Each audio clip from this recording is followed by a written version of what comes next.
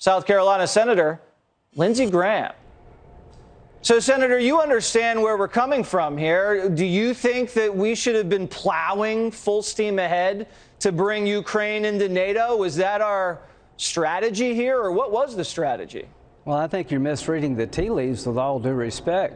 Putin gave a speech last year where he said that Ukraine was a fiction. If you don't believe Putin wants to take the Ukraine and make it part of Russia, you're not listening to what he says. Oh, I do. Okay, well, Moldova's next. Hitler did this whole thing.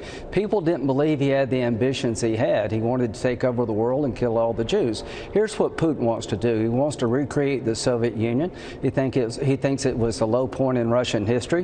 In 1994, Jesse, the third largest nuclear nation on the planet was Ukraine. They signed an agreement with Russia, Great Britain, and the United States where they would give up their nuclear weapons with a promise by Russia to guarantee their sovereignty.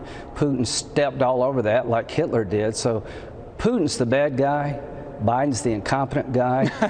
And I just want to say well, this. I agree with that.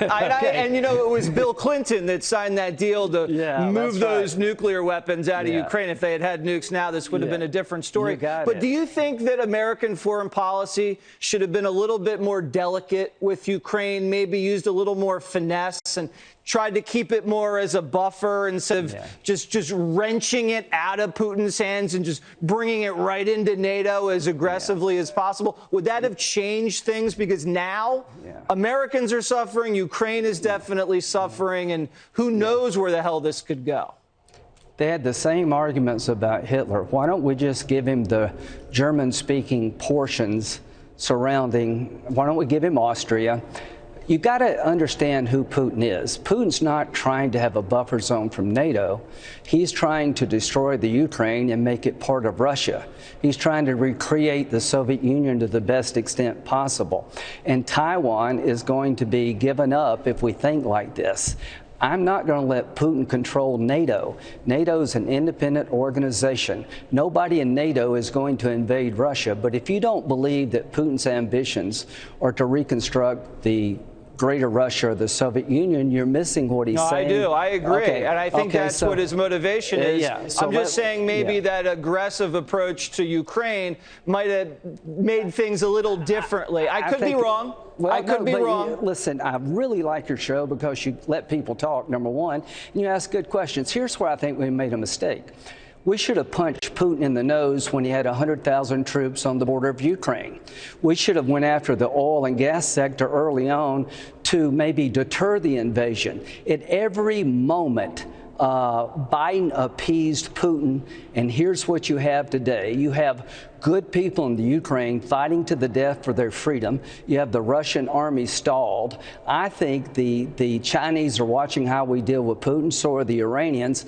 So what happens in the Ukraine doesn't stay in the Ukraine.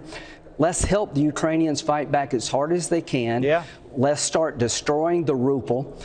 You know why Biden went after Russian oil and gas? No change of heart, change in politics. Americans are pissed that we allowed Putin to get so reckless and so strong. Biden makes Chamberlain look like Churchill. So here's my view of this, and I said it on your show weeks ago. When it comes to bullies, stand up to him. Putin has a pair of twos. We have a full house. I want him to go. I want his regime to end. I hope people in Russia will take the bastard out. If we'd done this 20 years ago, we'd be a lot better off. What have we learned from history? The longer you let people go who murder, rape, steal, and plunder, you live to regret it. So now's the time to be all in to help the Ukrainian people fight for their own freedom. No boots on the ground, but we can turn the tide of battle. And we got to tell the Russian people, you will never have a normal life if you follow this guy Putin. We're going to destroy the Russian ruble, the Russian economy. And I'm hoping somebody in Russia will step up to the plate and do what they should have done in Germany. I got to get your answer on this, Senator. The Poles sending MiGs to us in Germany, it seems like they're forcing our hand a little bit. What do you think about that? And also, are you for a no-fly zone? I'm not for a no-fly zone. You know, one of the things you've been talking about, World War III is not going to happen because of this engagement. But what could happen is that China could take Taiwan and Iran could see our weakness and try to get a nuclear weapon. That could start a nuclear arms race in the Mideast. I'm all for the MiGs going from Germany back into the Ukraine. Let the Ukrainian pilots come to Germany, fly them back into the Ukraine and take the fight to the Russians. This is a defining moment in European history. It's a defining moment in American history.